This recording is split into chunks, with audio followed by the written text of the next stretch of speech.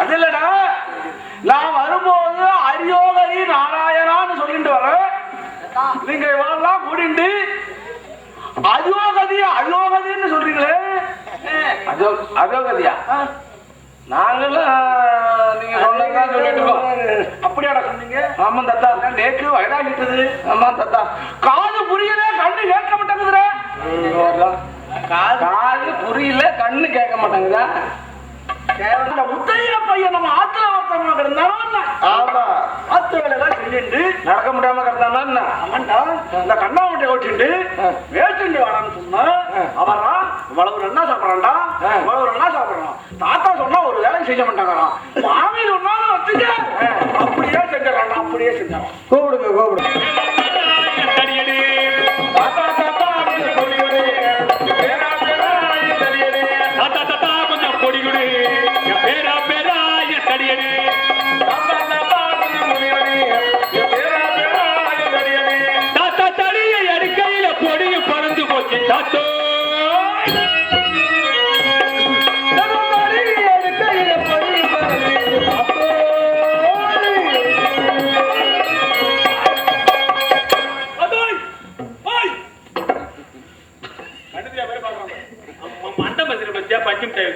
சரி, இப்ப நீ என்ன தாத்தாவை கூப்பிடுறியா சோழ கொல்லியில காக்கா ஓட்டுறியா? போய் ஓயிட்டு அவருக்கு கொஞ்சம் காது ஊமுங்க.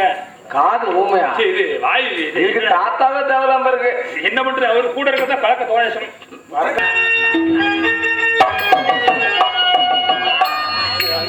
உலகமெல்லாம் ஆள்பவளே உத்தமிய பத்தினியே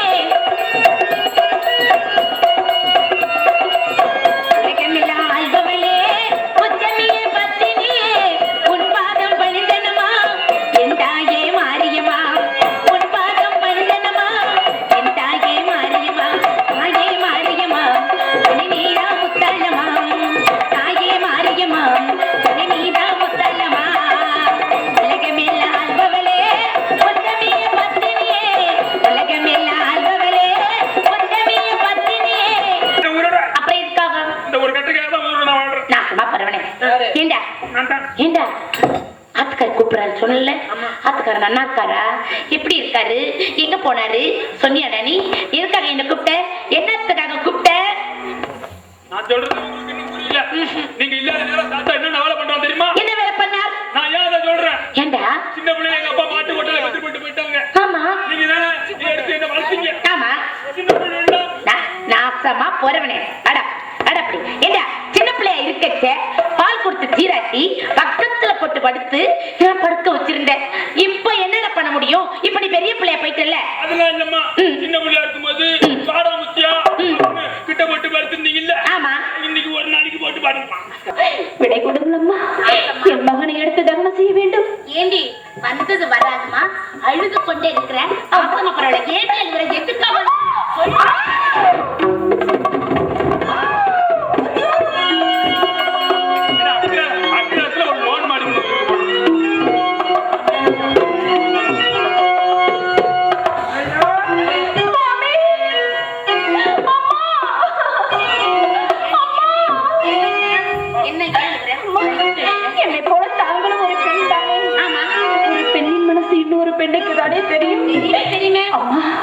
நான் பெற்ற மகனை பறிமுடித்து விட்டு இப்படி பறந்து வைக்கின்றேனே, தங்களுக்கு தெரியவில்லையா?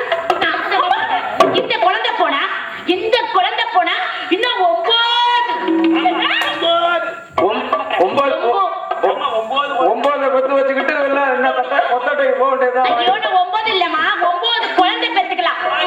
9 குழந்தை பெத்துக்கலண்டா. இந்த குழந்தை ஏன் நாங்க பெத்துக்க மாட்டோமா?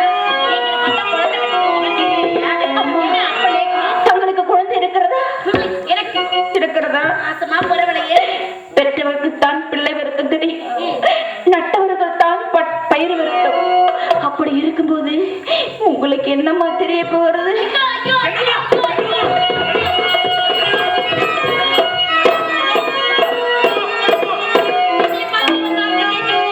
நாசமா பரவனே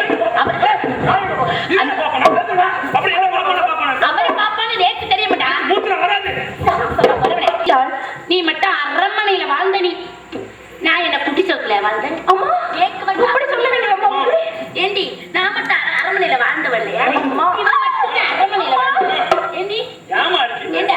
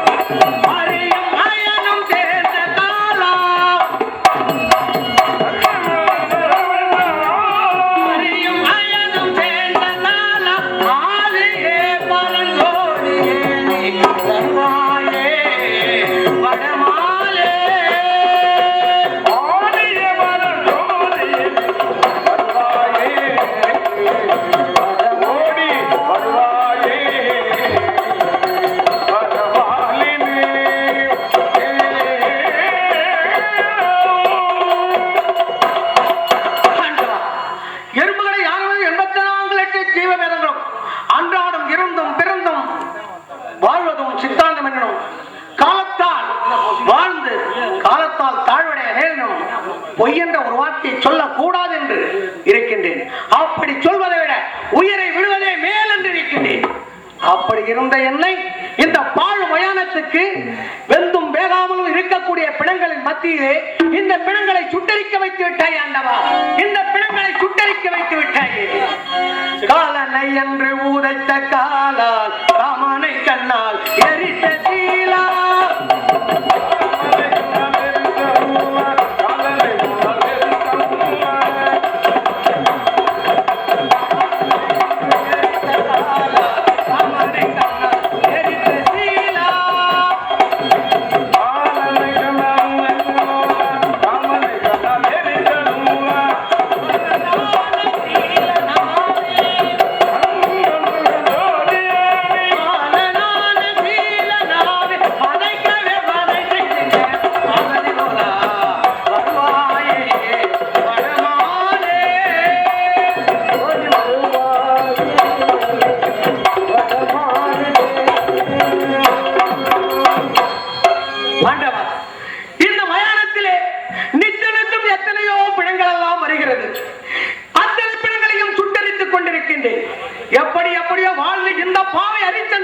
இந்த மயானத்திலே இந்த பிணங்களை சுடுகிறான் என்று உன்னிடத்தில் யார் சொல்ல போகிறார்கள் ஆண்டவா? யார் சொல்ல போகிறார்கள்? யார் போய் சொல்லுவா?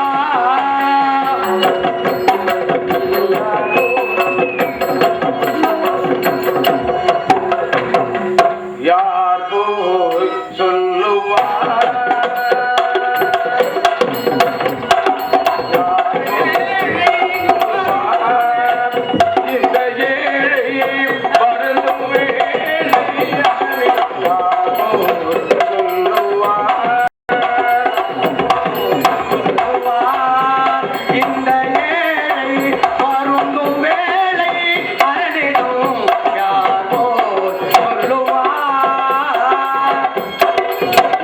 Oh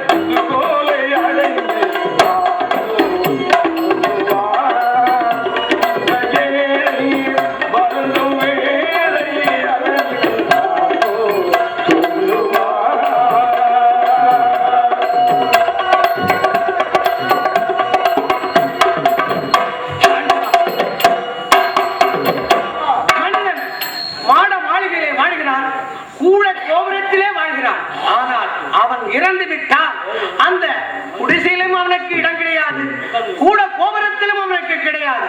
கடைசியில் ஒவ்வொரு மனிதனுக்கும் 6 அடி நிலம்தான் சொந்தம்.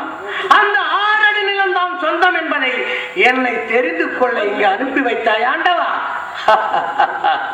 6 அடி நிலம் உண்டு அனைவருக்கும்.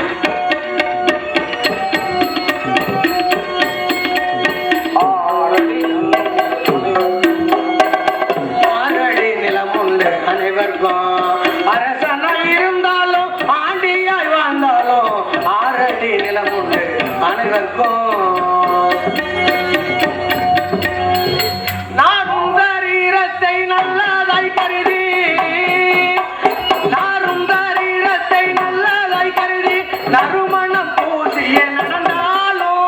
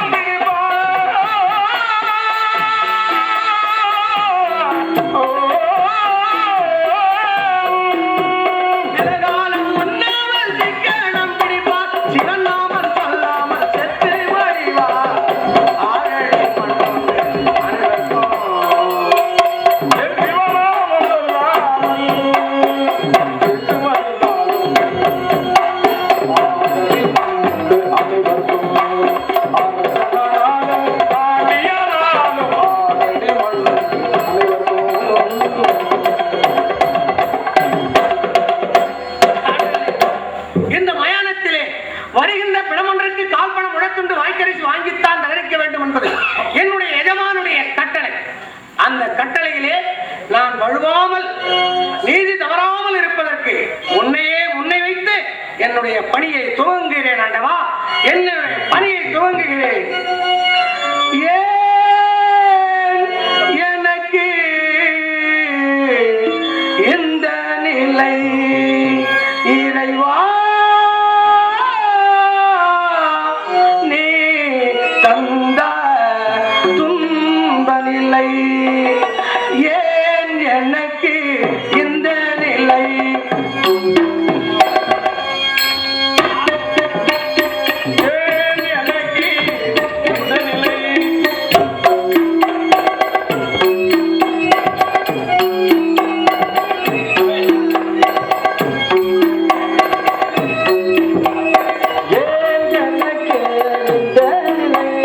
இறைவா நீ தந்த துன்ப நிலை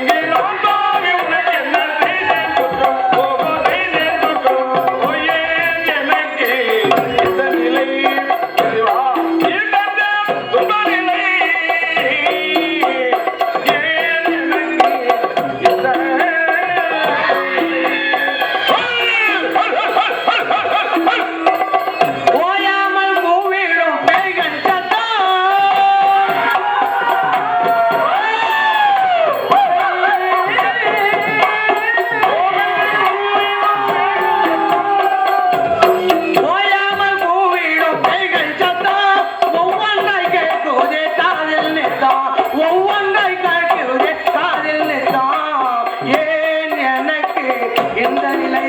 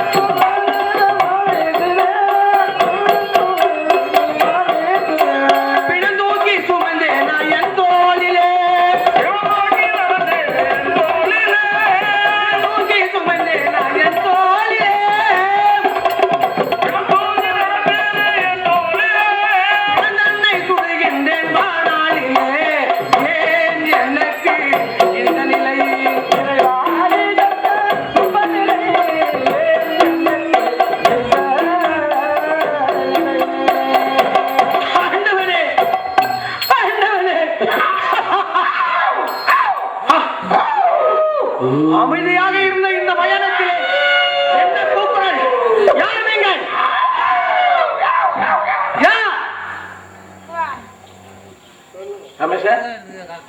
என்ன இந்த பேயினங்களா?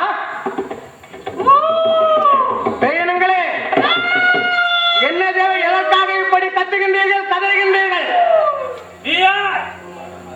ஆண்டவா, நான் யார் என்று உனக்கு தெரிய வேண்டுமா? என்னுடைய கதை உனக்கு தெரிய வேண்டுமா? அப்படி என்னுடைய கதையை தெரிந்து கொள்ள வேண்டும் என்றால் அதான் இருக்கின்ற ஆழ விருட்சத்திலே அமர்ந்திருப்பாய். யாருக்கும் தெரியாமல் என்னுடைய கதையை சொல்லுகிறேன். ஆண்டவனே, இந்த உலகத்தில் எத்தனையோ அறிஞர்களும் கலைஞர்களும் பிறந்திருக்கின்றார்கள். அன்னவர்களிடத்தில் எல்லாம் என்னுடைய கதையை சொல்லக்கூடாதா? இந்த பேரிடத்திலே சொல்லுகிறேன் அல்லவா? சொல்லுகிறேன். திருமகளும் ஜீவனடியை வணங்கி போற்றி சேவித்திருந்த என் கை ஏதோ சிம்மாசனத்தம் வந்து செங்கோல் பிடித்த என் கை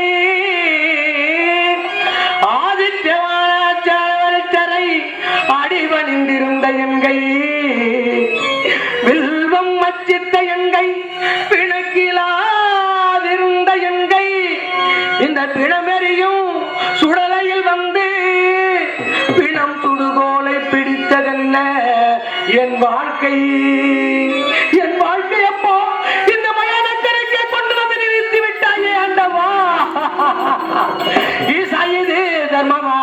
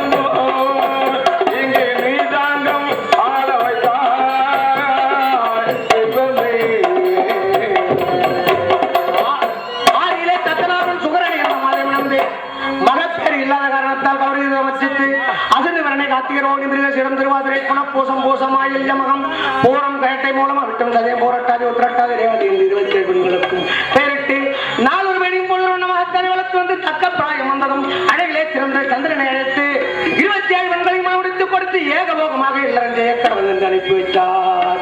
ஈசா இது தர்மமா?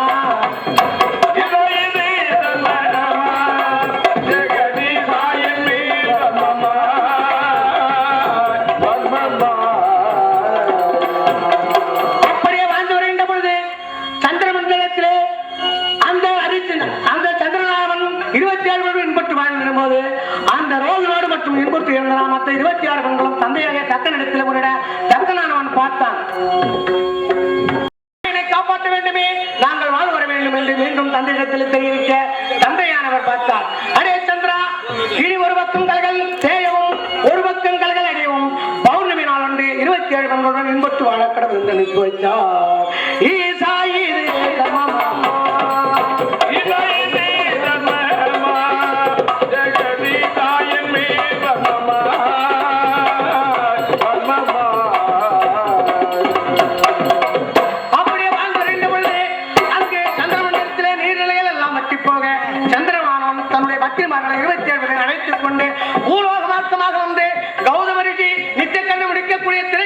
விட்டு நீராடி விட்டு சென்றார்.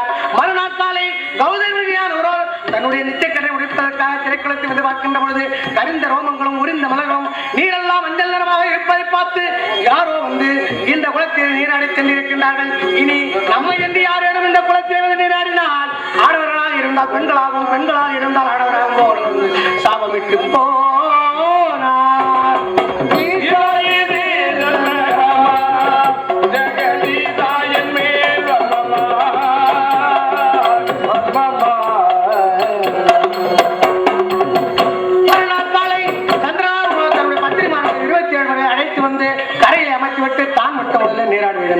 நீராடி எழுந்த சந்திரன் ரிஷிகளின் சாபத்தை கிணங்க பெண்ணுருவாக மாறினான்.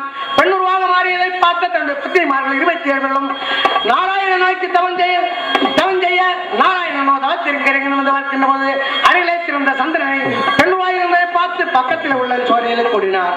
கூடிய பயனாக அங்கு ஒரு ஆண்மகவு பிறந்தது.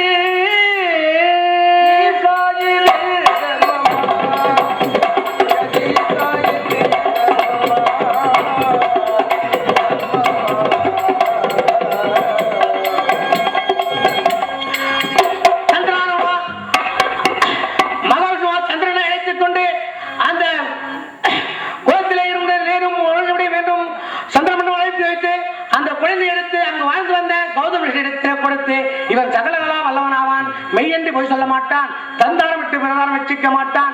இவன் 56 தேசத்தை ஆளுகின்ற ஏக சக்கரவர்த்தியாக வருவான். திருச்சிக்கு மண்ணும் நேட்டைக்கு வருவான். அண்ணவனிடத்திலே கொடுத்து விட்டு போ என்று சொன்னார்.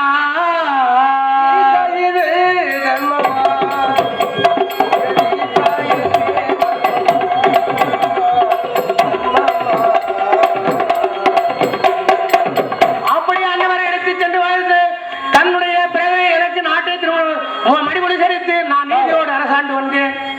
அப்பொழுது இப்பேற்பட்ட ஹரிச்சந்திரன் இந்த மயானத்திலே வந்து இருக்கின்றேன். ஆண்டவனே, பேயனங்களே, என்னுடைய கதையை கேட்டீர்களா ஐயா? கேட்டீர்களா? ஆண்டவா, என்ன என்னுடைய எஜமான் தெரிவித்தார், நான் எப்பொழுது வேண்டுமானால் உன்னை சோதிக்க வருவேன் என்று. என்னுடைய எஜமான் வருவது போல் தெரிகிறது. சென்று பார்ப்பார்.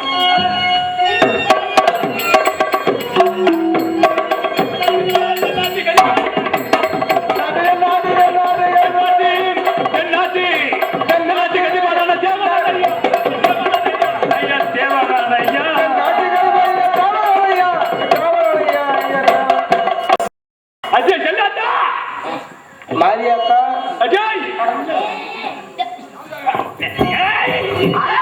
ஏத்தி வரும்போது சண்டைக்கு வர ரெண்டு ஒரு கட்ட பொண்டாட்டி எப்படி கூப்பிடுறது? அந்த கட்டின பொண்டாட்டியே. ஆமா, கட்டின பொண்டாட்டி எப்படி தான் கூப்பிடுறதா? வாடி வாடி கூப்பிடுறமா? ஆமா, கோமானு கூப்பிடுறியா? ஆமா, கோமானு கூப்பிட்டா அண்ணன் தங்கச்சி தான் இல்ல. அப்படி கரல் போகியனா? அவள நம்ம சண்டைக்கு இது மீன் குழம்பு நேரம் இல்ல. மீன் குழம்பு கிடையாதியா? வீம்புக்கு சண்டைக்கு லேக்கல. நான் என்ன சொல்றேன், நம்ம விலைக்கு வாங்கி ஒருத்தர் அனுப்பிருக்கோம்ல மயானத்துக்கு. ஆமா மச்சான், நம்ம விலைக்கு போட்டு வாங்கணும்ல. நம்ம விலைக்கு போட்டு வாங்கணும், அப்புறம் குப்புற போட்டு வாங்கணும். அட விலைக்கு காசு கொடுத்து வாங்கி மயானத்துக்கு அனுப்பிருக்கோம்ல. ஆமா மச்சான், அவன் என்ன பண்ணி அடிக்கிறான்னு பாப்போம். ஆமா ஏ மச்சான், என்ன பண்ணிட்டு இருக்கான்? என்ன பண்ணிட்டு ரெண்டு சேர்ந்து சோதனை பண்ண போறோம். நம்ம ரெண்டு பேரும் சேர்ந்து. ஆமா, சோதனை சோதனை பண்ணிட்டோம். இல்ல போடியா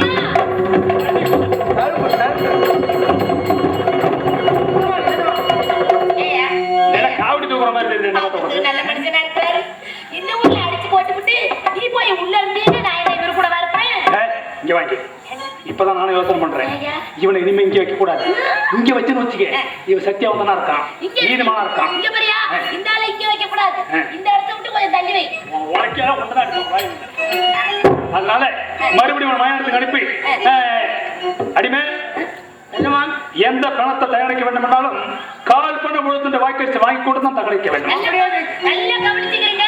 எந்த பணமா இருந்தாலும் இந்த ஆளே வந்தாலும் கால் பணம் முழுத்துண்டு வாங்காம நீங்களே வந்தாலும் நீ போனான்னு தான் சொன்ன அவன் குழி வெட்டுறது ரெடி பண்ணி வச்சிருக்கான் பாரு. சத்தமா சொல்றாங்க. சொல்லுது யாரு? நம்ம பொண்டாட்டி. நம்ம பொண்டாட்டி ஐயா வந்துரு. சரி எஜமான், அப்படியே செய்யறேன். வழி செலவுக்கு வாங்கி முடிச்சியா? ஏமாத்திட்டியா? வக்கீல கேட்கணும் எஜமான். கேட்கணும். சரி ஒரு 100 ரூபாய் கொடு. நான் வாங்கி இருக்கிறேன் எஜமான். கேட்டுப்பா. ஏமாச்சா நம்பலாமா இவரை? நம்பலாம். எப்படி இருந்தாலும் உள்ள வந்துதானே ஆகணும். இல்லன்னா என்ன பண்ணணும்? பாத்துக்கா உள்ள இருக்குல்ல ஒரு தடி.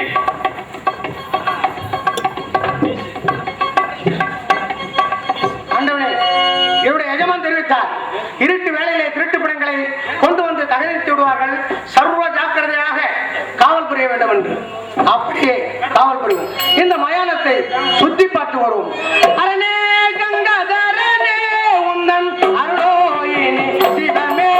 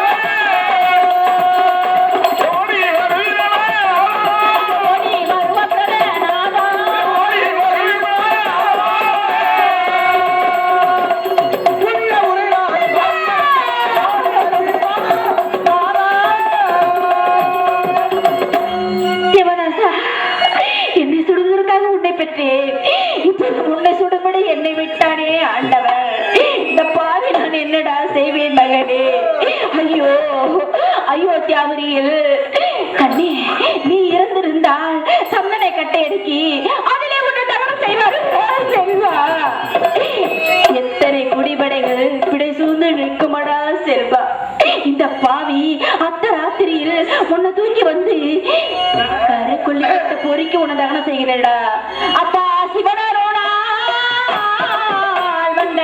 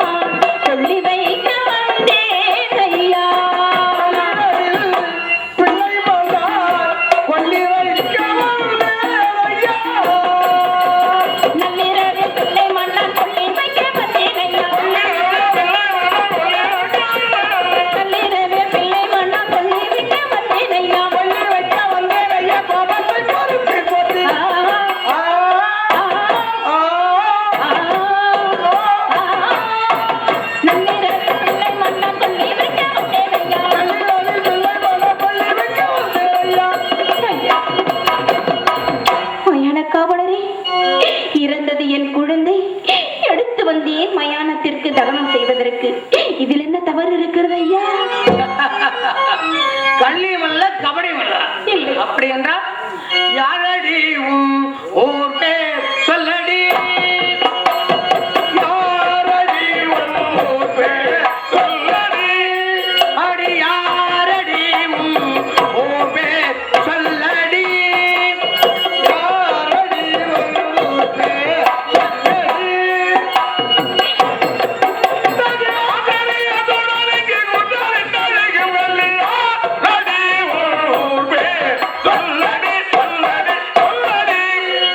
ஐயானே தவறி பேசாதே ஐயா,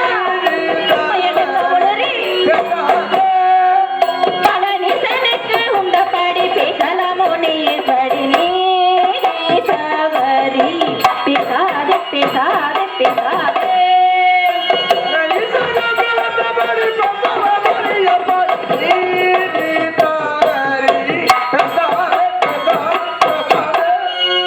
ஐயா சாதி வேதம் என்று சொல்லி செய்தி சொல்வதும் அழகோ, காங்கிடம் உயிர் குலத்தில் சேர்ந்தவள் என்னை ஏற்படி.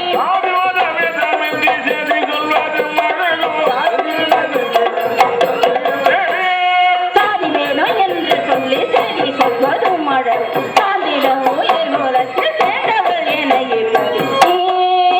தவறி பேசாதே பேசாதே பேசாதே. அடி நாரியே நாரியே நாரிய காரில் காரில் வந்த தாயே உந்தன் கை